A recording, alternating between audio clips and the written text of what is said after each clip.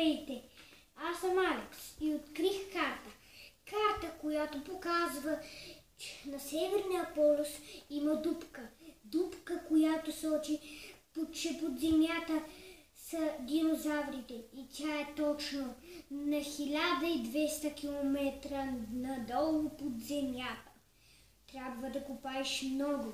Но вижте тук, тази карта показва, че може да има извънземни от други планети, които не са забелязани тези извънземни. Затова и могат да изобретят летящи чинии, дори и кораби.